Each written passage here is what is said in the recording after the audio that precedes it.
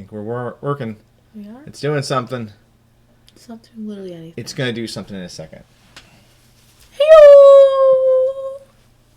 Just another inch from my face. Hey-o! I'm Judge James. I'm Judge Evie. This is Living for Crits. Welcome. This is another week where it's, hey, Evie, what should we talk about this week?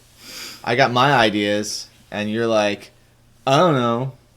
I don't got ideas. I mean, I don't have good ideas. Well, you know what? One of the challenges you still have is that you keep saying you're Judge Evie, but you don't judge anything right now. Like, you're going to lose your cred. I was freaking... Keith and Greg are saying you're going to lose your cred. I just had a show. Keith wants to know what the buttons in your hat say. My hat? Yeah. I have to take my hat off the way. Just tell him. Okay. Well, this one's the judge pin. The judge pin you haven't earned this year? I have done the show. Okay, all right. And then this one is a dead pin. Because you're dead at judging. I'm gonna whack you. The show she's talking about is they just wrapped up. Hunchback of Notre Dame. Yeah. At our school. And now Evie's wearing a boot because she jacked her foot up. See, look. Wait. 43 minutes into the show. 43 minutes, 6 seconds. Into the second show, she fell. Yeah. And she has a screwed up foot. Which means she has more time to judge, but she won't. Okay, she'll make me do it. Wait, you gotta see this. Woo! Feel me. It's so knock the flexible, camera over. right? And no one told her to break a leg.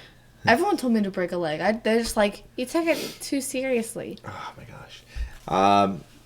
Yeah, there's usually buttons every couple years you can get them. I keep a bunch of buttons in my swag box. I have the spinner button where it's like you spin it and it gives you what your stat loss is if your character dies. I have one of those in my room. Yeah, we all have one of those. So anyway, well, you don't. You lost yours. This is going to be a mailbag kind of episode. Actually, this episode is going to be based primarily on first level adventures and the transition from 0 to first level, but it was inspired by a question that came to us, and I morphed the question into something I wanted to talk about this week.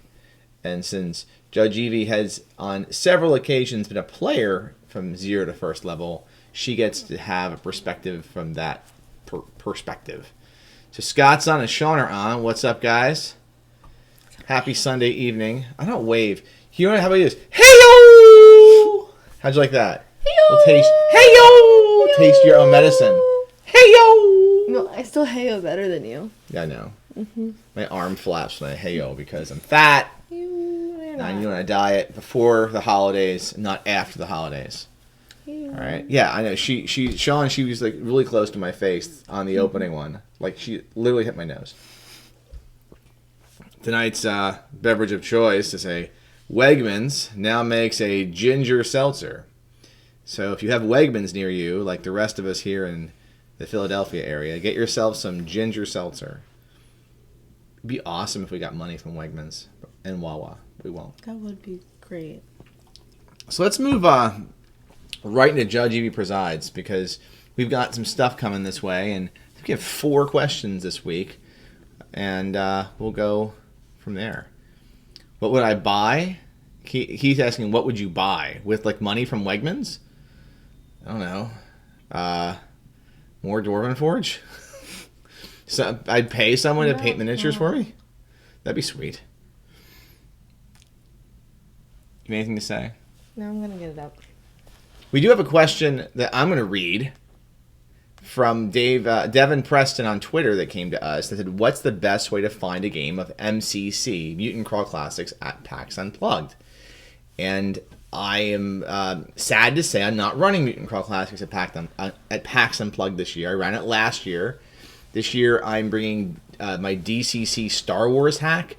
I'm running on Sunday an adventure called the Life Day Massacre on Nar Shaddaa, which is I think it's a 3rd level DCC Star Wars adventure.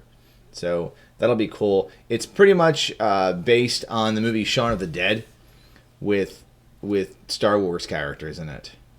So that'll be fun.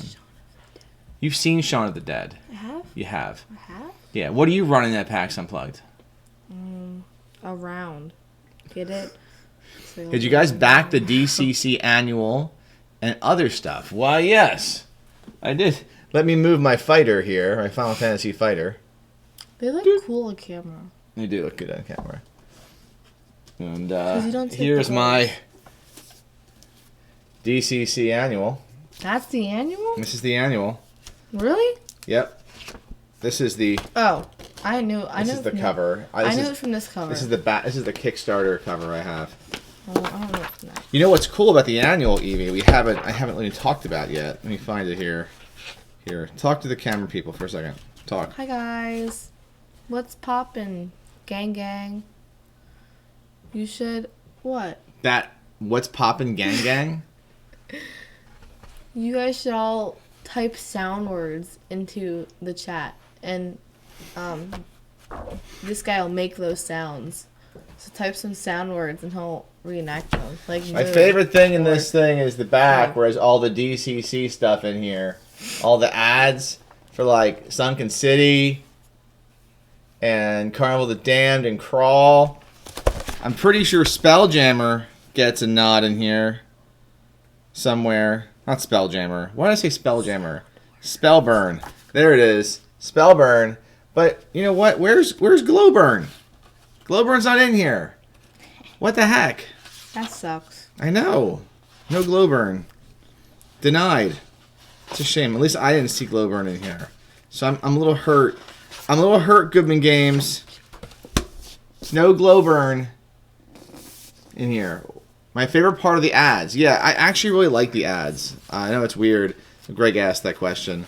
I just think it's fun to see ads for like stuff that friends of mine have done in the back of the book.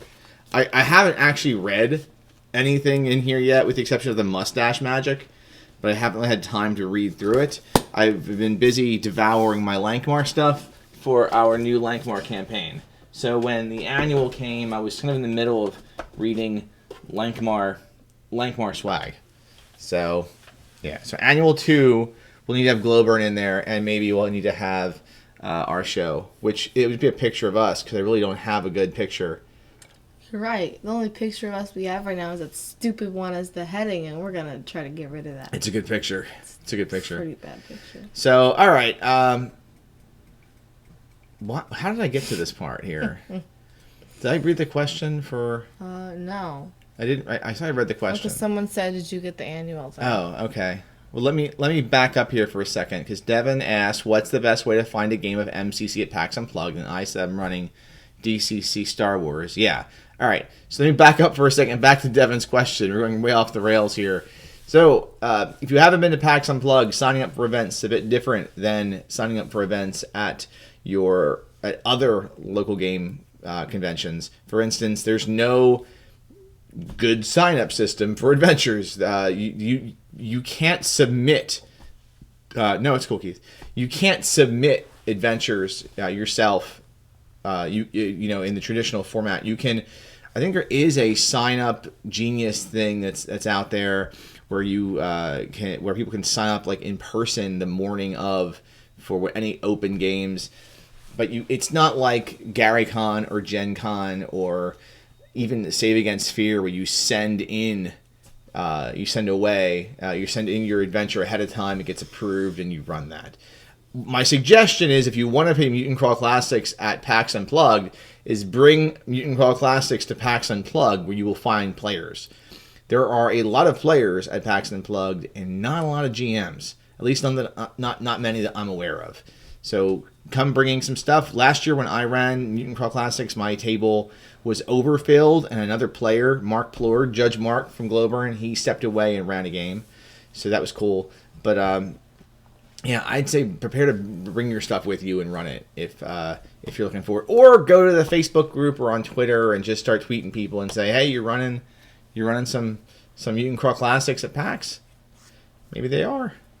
Hopefully. I know that Brendan LaSalle will be there. I don't know what he's running. Oh, a bunch of people are coming. Yeah. According to him. Next question. Well, first question. Is this the one about the first level stuff? Maybe. Okay. Go ahead. Announcer voice? Oh, that's only for the second question. Okay. Okay. Yo, dudes. I'm a rookie judge on the MCC so far, looking to expand my collection of modules to prepare for a smaller to medium group of players. What are the best adventures to string together, starting with a funnel? You said MCC, right? Yeah. Okay. So You said right. yeah. So for Mutant Crawl Classics, do you have a preference? You should do the MC. I'll do one for DCC.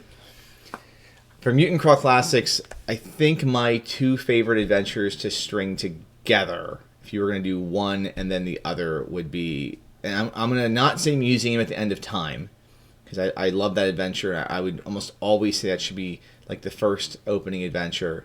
Oh, crud. I have to say Museum at the End of Time? I don't know. I got to think about this for a second. Oh no. Let me go up here to the well here of adventures. Because this is hard. It's a hard decision to make. I have all the Mutant Crawl Classics adventures that are out there pretty much. But string 1 and 2. All right, I'm going to go with Hive of the Overmind. It starts in Meteor. I remember doing that one. It starts in Meteor Res. You're pretty much kidnapped and trapped inside of an insect hive.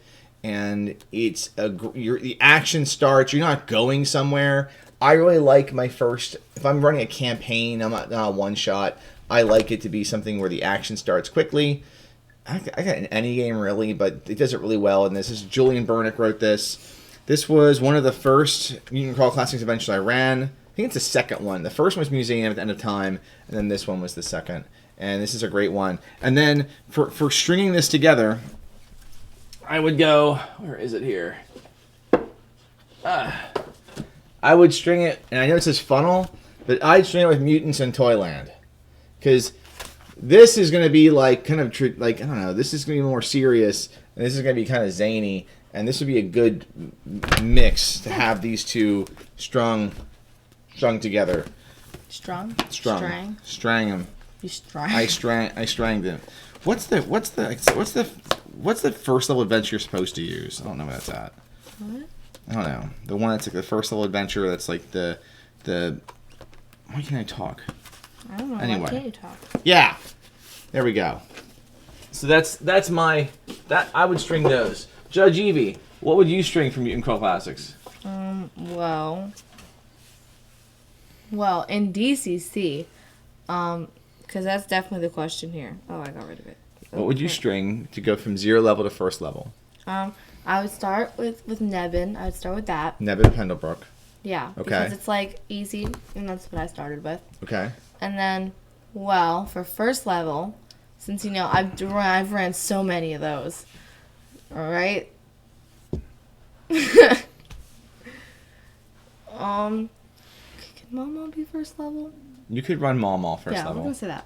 So just essentially every adventure you've run at conventions, you'd run those back to back. Yeah. Fair enough. Mm-hmm. We're going to go further into your question, I think, but from a DCC perspective. I just did a DCC perspective. I understand that. There's another. We are going to do this question more the DCC perspective in a moment as our main topic for the week, which is going to first level.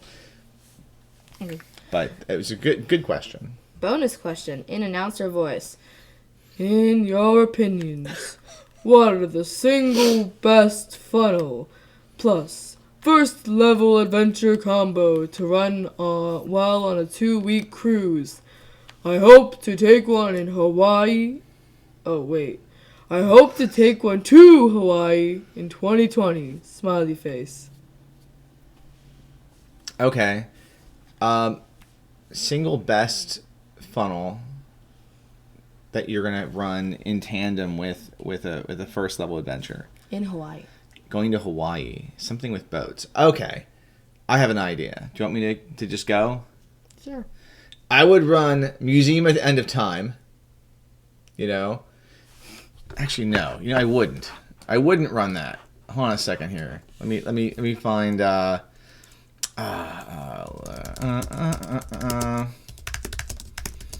typing. I'm typing. Crap. I'm like 95% certain on my blog somewhere. There's like stuff on there for Ocean World. Oh wait, the one with like The Dolphin Inquisition is on there. Yeah, that one. You should run that one. I remember that one. All right, so I mean, all right, this is what I would do, okay? Because it's me. On my blog, if you type in "living for crits" and look up "a great big nuclear tomorrow," you can get stats on there for one of my adventures that I wrote and published on my blog, which essentially is a boat sailing around a sunken Disney World, and it's called "A Great Big Nuclear Tomorrow." And there's a map on there you can go and look at, and you can actually purchase through Maps of Mastery. And I should just put this in the show notes, I'm guessing. But I thought you were going to do the dolphin one. Well, but I'm saying, it is the dolphin adventure. Because then if you want some more backstory to it, just again, on Living for Crits, look up the Dolphin Inquisition, and it gives you information for an MCC RPG archaic alignment you could use in tandem with the adventure. That's what I would run on a cruise, because that is something that is... Oh, share the link in there? Yeah, absolutely. I can share it in the chat. Good point. All right, so here comes... This is the chat. There's the chat for the Dolphin Inquisition. And here's the chat for the chat. Here's the link for the adventure. There you go. Posted online. And you can just go download that stuff. Sean, Creep does look fantastic with the boats and stuff. However, my thoughts was Mutant Crawl Classics, right? So I was trying to keep it on the MCC scene. If you're going to string that together with something, I would say that a good adventure to use in that respect would be Mutants in Toyland, and then make that be a location that's found by the boat that the players are on. When I run that adventure like very Sequest DSV heavy. So there you go. That's my recommendation. Or run. I need to prepare answers. Greg says prepare in advance. Yeah, I know. We should prepare in advance. Oh well, this is what you get. So anyway, this is some quality original content. Exactly. Otherwise, this would be scripted and like. Well, this is kind of scripted. The sad thing is, we are prepared in advance. There are show notes, but I didn't think some of these questions through. Notes. I don't know what you're talking about. All right, next question. Oh, this is the one from Greg. All right, well, read it. Read it. Okay. This is a long one, so read it slowly. I can't. You can't read like that. Just read. Just read it. Just read it. You are visiting with a group of friends or relatives. This is a really good question, too. Who do not game, but they are curious about how fantasy roleplay works. They ask you to show them. Don't read it ASMR. No, just finish the question. You have no books, modules, or GM screen with you. They provide pencils, paper, and 6-sided dice. What do you run? Well, okay. I have my answer. Well, you know what? I'd like to hear your answer. So, it's kind of like... Okay, well, it only uses 6-sided dice. You know what I mean? And it's basically on your head. At least, I mean, I don't use... No, okay, I'm not going to say what's in. Anyway, so, just going to do a little promo here. Going to help Mom out here. So, I would say you should run No Thank You People, because that's easy. There's no books. And but there's no books. Exactly. There's no books for anything. But there's no books. What else are you going to run? It's literally just like Candyland, just in your mind. And then you just use 6-sided dice, and you're like, blah, blah, blah, and they're like, ah. And then you're like, woo, we win. Okay, that's my story. Okay. I have a different advice for you. If this happens, which it might, you never know. My suggestion would be that you, hopefully wherever you're at, you have access to a computer and you could go Okay, to. you don't have a computer. You can go to. No, you don't have a computer. That's not the question. They only give you the 3 things they give you. You have access to a computer. My This my isn't fair, though. But he didn't say No, no computer. He said he's traveling. said the 3 things. And while you're there, you can go to Purple Sorcerer. What? Oh, Sean has no idea what the question was. The question is, all right, here. I stuck to the question. Get me back in there. You're There's people asking what the question is. I don't want to call 911. Oh my god, you almost emergency called us. The question is essentially, he's implying no computer. Yeah. You're making this hard. The question is, you have 3d6, paper and pencils. What do you run? No computer, no phone. Greg is making this a challenge. I completed Run challenge. the best game you know from memory. If you know Savage Worlds, and look at that, Savage Philly GM Robson here. Yeah, run Savage Worlds. If you know, Elf Quest, run Elf Quest. If you run, what? If you run 5e, run 5e. No. The point is, you have 3d6. You might have to use 3d6 instead of a d20. I could run DCC from memory with 3d6. I'd rather have a d20.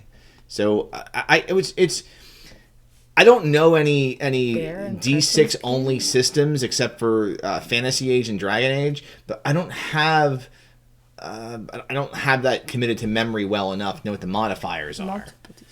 So, I mean, you could always just come up with some kind of Yahtzee. basic rule that comes up, the basic system and your own real quick, and say this game has fighters, magic users, and thieves, and you come up with what the stats are real fast.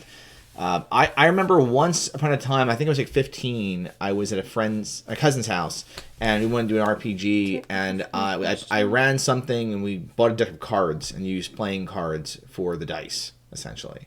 And it was every stat had a card in order, like strength through charisma, and if you got to attack or use that stat, you had to draw a card and beat whatever that stats card was, and that stat, whatever you did link that stat worked.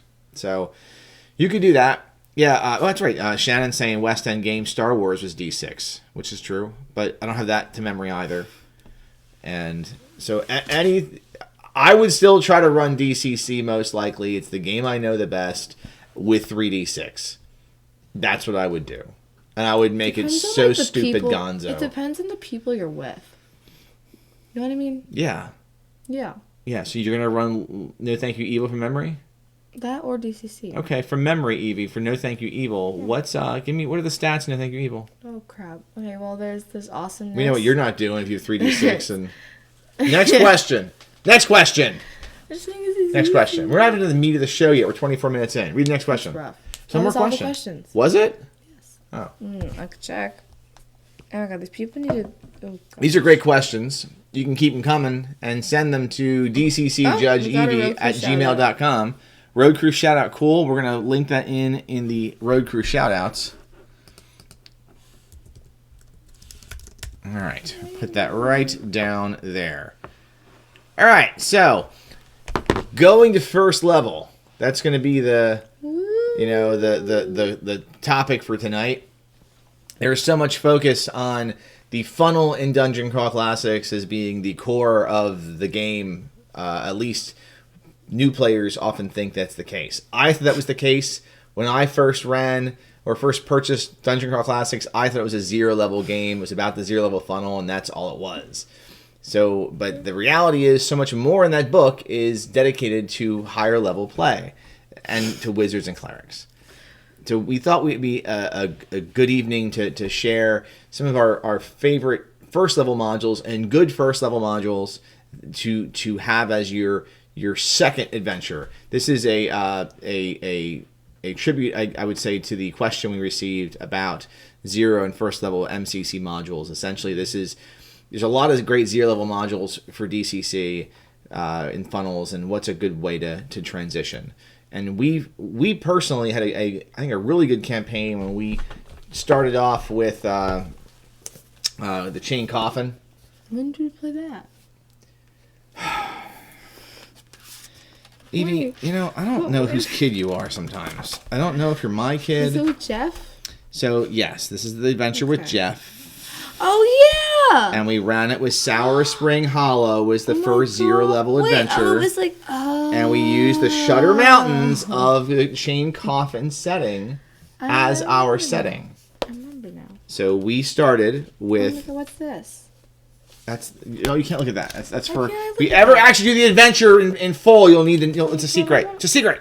Doesn't look that secretive. We did Sour Spring Hollow and then transitioned to Doom of the Savage Kings, and that was a great. This is a great transition module. I would say of my favorite first two adventures to run. The first adventure to run for first level characters. I would say it's Doom of the Savage Kings, and while this is not a first level adventure per se, Ooze Pits of Jonas Grok, which is a 0 level adventure. I'm going to show you the picture here. It's a 0 level adventure out of the Sunken City Omnibus. Okay, so these are my two favorite first level adventures to run after a 0 level funnel, and I guess the question would be why, so why run these? And these adventures, more than some other adventures, do a couple things really, really well. First off, they create a base of operations for the players. When you get these adventures, you either get the village of Herat in Doom of the Savage Kings, or you get Slither's End in Ooze Pits of Jonas Grok. So you get places where you can have your heroes find a village, a place to save, a place to equip themselves, and make that their first home. So that's if you don't want your players to be too squishy and they're new first level characters and you want them to get some swag so they can battle, these are great adventures to start with in my mind. And it helps you cultivate your players. Why did you describe them as squishy? Well, I mean, because first level characters who have just gone from 0 level to first can be kind of squishy. They can die easily. Squishy. Squishy means they can die easily. It sounds so weird because when you think of squishy, you're like. So like you have a warrior and you've just finished I don't know, a 0 level funnel. Pick a 0 level funnel. Pick name one.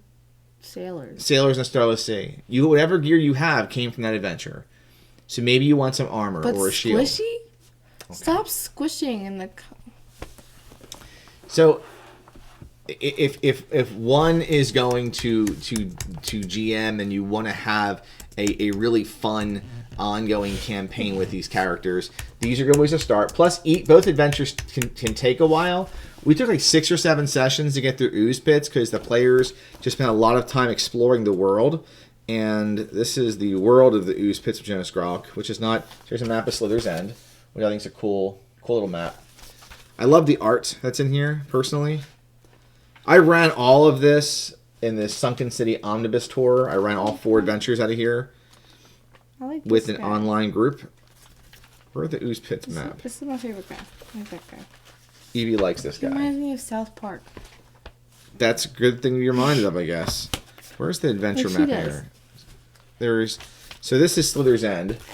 Got a big campaign map here, and we filled this all in. Like we filled in all the details of the map. We added all stuff. Them details. We added bits and pieces. There's a fortress over here. They overtook the fortress. I mean, this is a lot of cool stuff in here in this adventure that you can dig through. And same with Doom Kings. So that's my preference. I think most of our games start where by the first level your characters have a chance to upgrade themselves. You can always go for something more classic. Frozen in Time is a nice segue if you've run some other 0 level funnel and you want to try something. I wouldn't say it's linear. It's an adventure of explorations. You're going into a keep. That's the worst. That's the worst adventure for first level characters. Are we getting into that? You can share that one. This is the worst.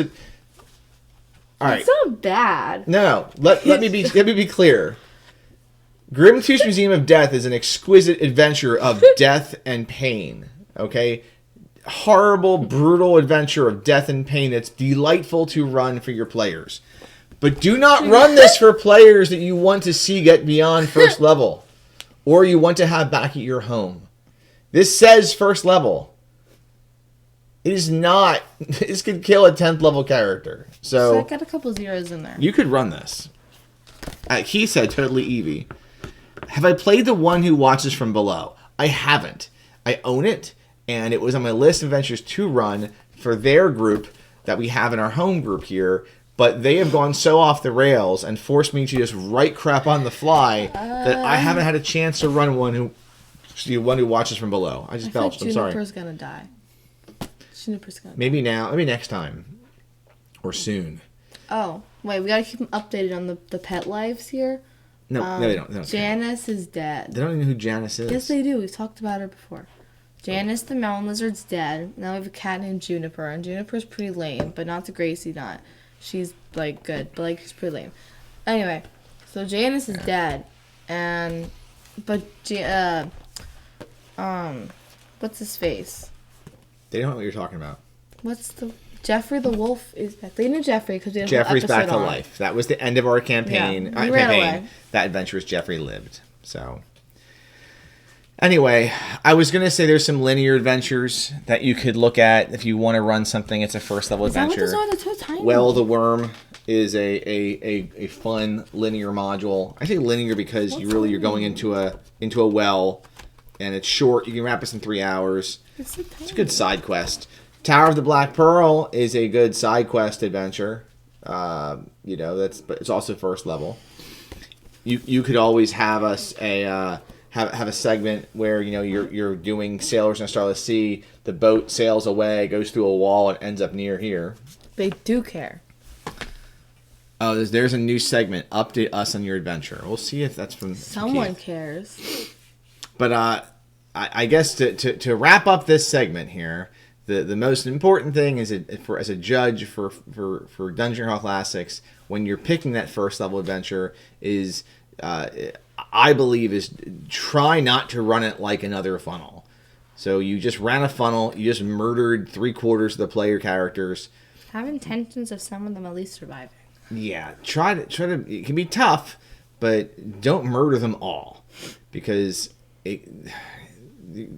While Dungeon Crawl Classics is fun if you exploit the squish of the player characters. Stop saying that. Okay. Exploit the squish. You do want to share with your players all of the advancements that come after 0 level. I think those are the best parts of this game are when you have corruption and mighty deeds and all that stuff. And Scott might be right, and we're just going to go with What's that. Scott say? All right. So, next segment here. Road Crew shoutouts. So Sean is... I don't have his memory. It's Rochester, Minnesota, and... Hey! Whoa, he said heyo. You said What's he got? heyo wrong. How do you say heyo wrong? He made it 2 words. No, it's just... No, it's not spelled hey in the word. Read his question! Or his comment. I'll read it to the 8th grader. Hi, I'm in Rochester, Minnesota. I'm in the 8th grade. I want a game on Monday. Hey, oh. Road Crew event at the D6 Games in Rochester, Minnesota at 6 p.m. Mondays, We're playing, right? Maybe. I think it's Mondays. Doesn't say. I think it's 2. It's Mondays, We're playing right? the people of the pit. Thanks, Judge Sean. And I can't say heyo right. And so, it's okay. Great. Just beat up on our viewers. That all, we have so many, you should beat them up right now. Mondays, I knew it. Look at that. The other shout out is PAX Unplugged. Again, we have a almost full Savage Saturday Night event on Saturday from 6 to 10. I'm running DCC Star Wars, which is a thing. It's unofficial. I think I have some space, like 1 or 2 seats with that open. I'm not sure how I'm going to recruit people just yet. I've been recruiting them just sort of like on social media, just grabbing people off of Facebook and Twitter. But if you're going to PAX Unplugged, hit me up. I'm going to try to squeeze you in our group. Yep, Shannon's in it. And I'm depending on demand, I might run another one of those DCC Star Wars games on Saturday. I haven't decided just yet. Let's see where to find us. You can find us on Twitter at I Live for Crits, Living for Crits on Instagram, or search Living for Crits on YouTube. Or the blog. We need a segment on how you put together that adventure. Which adventure? The Star Wars adventure? I don't know why I'm pausing. Which is, I can talk about DCC Star Wars. I got no problem talking about DCC Star Wars. Oh yeah, we can discuss that next week. All right, so next week will be DCC Star Wars, and that's helpful. Now we don't have to come up. Yeah, I know it's done. Look at that. They're full at PAX. We are full at PAX for Savage Worlds. Okay, but I'm not full yet. Are we full for DCC? Rob's in the game too. So if you want to get a head start next week on DCC Star Wars, go online like right now. I mean, while it's not how I run it, you can probably run it a lot cleaner with Starcrawl by Jonathan Snodgrass. So there is cool templates in here for races and all kinds of crazy stuff, species, and there's a cool occupation list and interesting aliens. But if you really want to see like my take, you can go on Living for Crits, my blog, and you can type up Living for Crits Star Wars DCC RPG. You will take you there at some point, somewhere. We all want to go back to the blog. I'm not blogging again. It's too much work. No, we're gonna go look at the blog from the past. But DCC does Star Wars especially well as long as you run it with the dark side as a dark side campaign with everyone's a bad guy. Then it's just easy. You know, magic missiles is force throw. Flaming hands is force lightning. You can do it pretty easily with a lot of reskinning, and that's mostly what I do is reskinning. So next week will not be a conversation about like all these cool rules I came up with. I just reskin the crap because I'm lazy. You're not lazy. I'm really lazy. There's some folks that will write a whole book like of rules, and I am lazy. Show us the book quickly. Which book? This book? Keith wants to see the book. I'll model it. Starcrawl. Space Adventure RPG. I mean, Starcrawl. the best way to look at it right now is get a drive-through RPG and buy it. Give Jonathan your money. Yes, give Jonathan your money. I do not think it's an expensive... let's see. It's on drive-through RPG, right? I'm a great modeler. DTRPG Starcrawl. Let's see. Is it on there? Can you go to school for that? Like just modeling gaming books? No. Sure. Yeah, you can't. It's I'd make not a millions. Thing. It's $10. It is worth it. It is definitely worth it. So there you go. I think I would make millions of bucks if I just did this. I'm gonna even post the link to it right in here. Look at this. Here comes the link. Can you get it at the Goodman Games booth? I don't know. I think you can. I think you can. Yeah. Isn't it like Yes, it is $15 per plate. Yeah, it's definitely a great product. If you want to do anything with Starbase, I personally think this fits great for Star Trek. Actually, what this feels like to me is a video game. I'm sorry, an RPG, tabletop RPG version of the video game FTL. If you've ever played FTL on iOS or off of Steam, or I think Good Old Games has it. It's an indie game where it's a roguelike. You have a spaceship and you are trying to do one mission or die. This is friggin' FTL. That's what this is. Now I want to run FTL. So, anyway, I think we're going to wrap things up here. Bundle. Got a lot of good feedback today. If you like the show, you want to keep the commentary going, please like and subscribe if you're on Twitter. If this is on Twitch and you wouldn't mind sharing our stream, that would be awesome. Like, just let people know, hey, these folks are cool. Wait, it's the first time for everything. I could start my own school of just how to get the proper like. You can't go to school for this. Yeah, I can make all the commercials like. No, you can't go to Starcrawl. Okay. I'd make millions. All right, we're going to wrap things up with our outro ASMR. I want to thank everyone for being part of the show, especially all of our viewers today. We had a big full table with Rob and Keith and Sean and Shannon and Scott. And who did I miss? I think Greg was on there, and all kinds of folks, and it was awesome, and it is so appreciated. I may have missed somebody out there. So here we go. Be quiet. Mine's lame. Happy Thanksgiving. But go vegan and don't eat the turkeys. Don't eat celebration roast either. Celebration roast is better than eating something with a face. Isn't it celebration loaf? Yeah, but we're gonna have seitan. Oh, that's a lot better. Yeah, it is. Yeah. Okay, wait. Now it just sounds like we're NPR. What's that? I'll tell you when you're older. All right, here we go. Oh, is that a news station? Yeah. Oh, okay. That might count. You just failed the first one. No, not Hail Satan. He said Hail Satan. Oh. He didn't say Hail Satan. Looks the same.